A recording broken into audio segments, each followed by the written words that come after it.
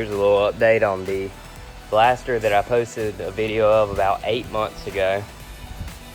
I've gotten the rings in it. I've ordered the flywheel that was torn up, and got to the point of wanting to crank it after I fixed the no spark issue, which was the Tor's brain box, I think you call it.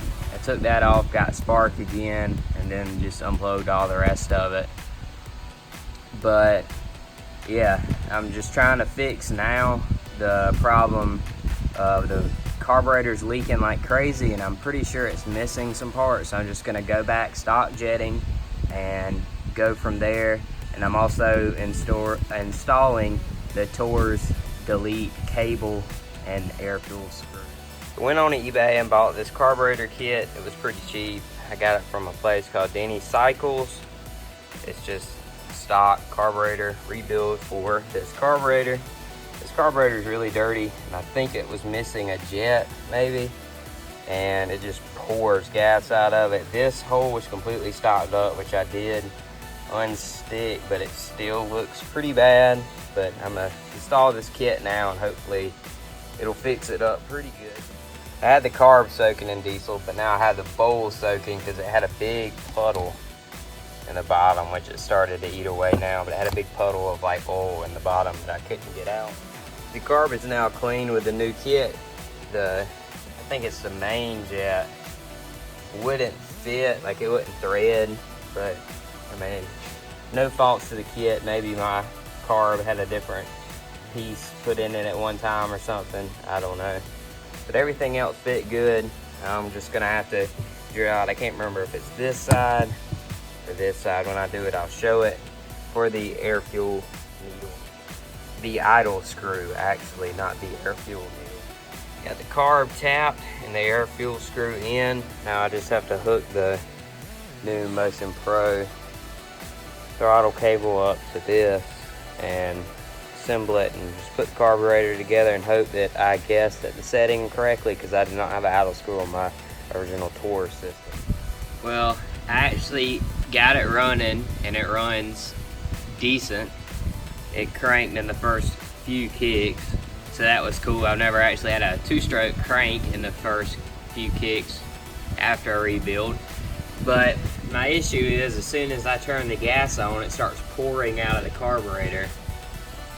And I'm sure, as many of you know, that's probably the float level. And I've set it about 10 times and I can't seem to get it right. I got it to stop leaking, then it started running terrible, so I changed it again. So I'm gonna just try and set it back and see if I can get it running good and not leaking.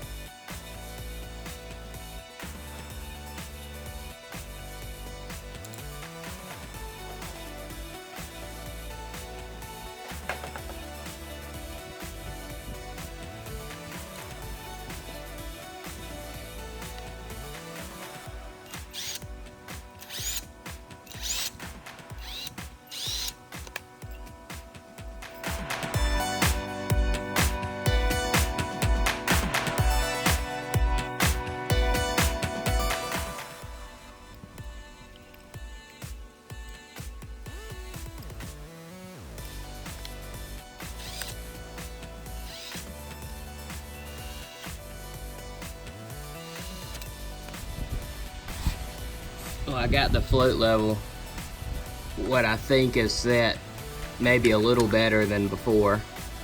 So I guess we'll throw it all back together and see how it's gonna. It doesn't seem to be leaking now. Hopefully it's not because it doesn't have any gas.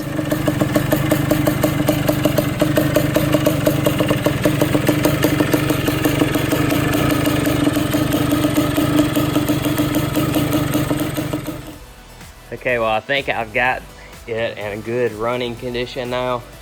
It's still missing a ton. It still looks like crap, but I worry about that when I know it runs good, because I don't want to waste money on plastics and paint and everything for it to just tear up in about 2 hours worth of run time, and then I need to spend money on something else. But plans for it are probably going to be finish getting all the missing parts for definitely the first thing. Change the tires, change these back wheels to the correct size. Those are way too big. Paint front wheels so they match whatever back wheels I get. Probably respray the expansion chamber, get new plastics, or if I can, I'll just spray over these for now to make them look better, because as you can see, they're really cracked.